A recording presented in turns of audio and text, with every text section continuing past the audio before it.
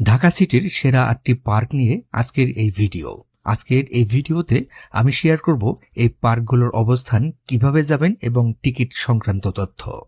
ঢাকার ফুসফুস খ্যাত রমনা পার্ক ঐতিহ্যের এক অনন্য প্রতীক। শতবর্ষী সব গাছপালা, শান্ত লেক এবং পাখিদের কলকাকলিতে ঘেরা এই পার্কে প্রতিদিন শত শত মানুষ সকালবেলা হাঁটার জন্য আসেন। এই পার্কের বিশাল লেক এবং ছায়া শীতল পরিবেশ এক মুহূর্তেই শহরের ক্লান্তি দূর করে দেয়।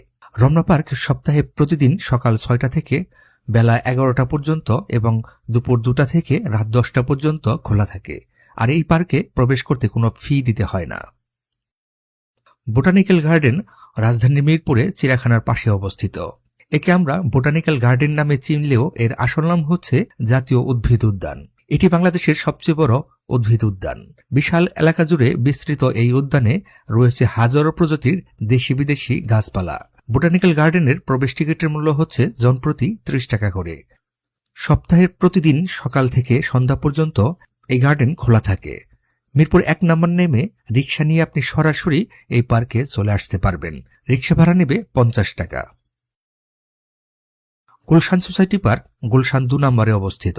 অভিজাত এলাকার এই পার্কটি নাগরিক ব্যস্ততার মাঝে এক টুকরো সবুজের প্রশান্তি।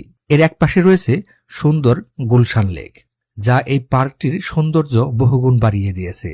সুপরিকল্পিত হাঁটার রাস্তা, চমৎকার বসার জায়গা এবং পরিষ্কার পরিচ্ছন্ন পরিবেশের কারণে এটি স্থানীয় বাসিন্দাদের সকাল সন্ধ্যা হাঁটার জন্য সবচেয়ে জনপ্রিয় জায়গা। এই পার্কে প্রবেশ করতে কোনো ফি লাগে না, এমনকি এই পার্কে ইন্টারনেট ফ্রি ব্যবহার করা যায়।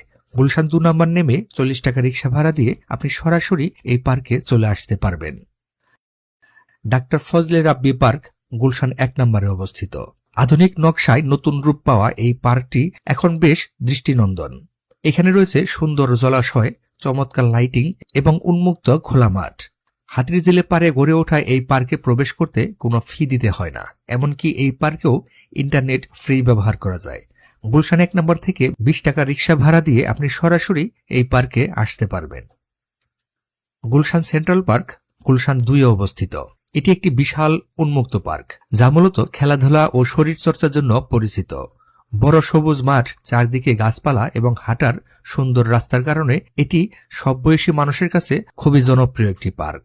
তরুণদের খেলাধুলা এবং বড়দের আড্ডায় এই পার্কটি সবসময় মুখরিত থাকে। এই পার্কে প্রবেশ করতে কোনো ফি লাগে না, এমনকি এই পার্কটিতেও ইন্টারনেট ফ্রি ব্যবহার করা যায়। গুলশান 2 নম্বর থেকে রিক্সা নিয়ে আপনি সরাসরি এই পার্কে চলে আসতে পারবেন। শাহাবুদ্দিন আহমেদ পার্ক গুলশান 2 নম্বরে অবস্থিত।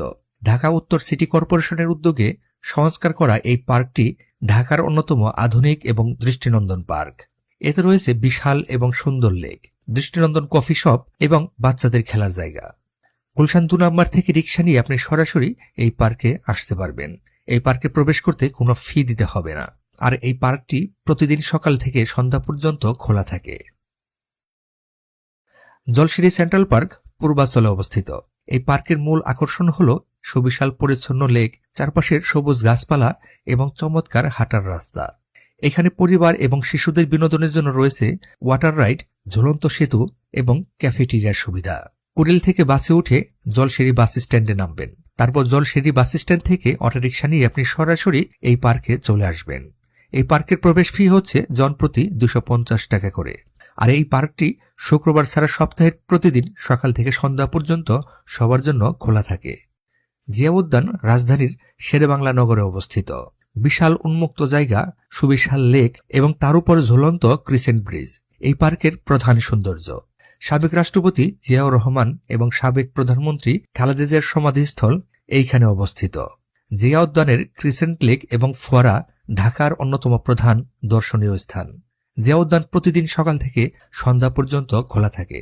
বিজয় সরণি থেকে পায়ে হেঁটে আপনি খুব সহজেই জিয়া উদ্যানে চলে আসতে পারবেন। ভিডিওটি ভালো লাগলে লাইক, কমেন্ট এবং শেয়ার করতে ভুলবেন না। আবার দেখা হবে অন্য কোনো ভিডিওতে। ভালো থাকবেন সবাই। আল্লাহ হাফেজ।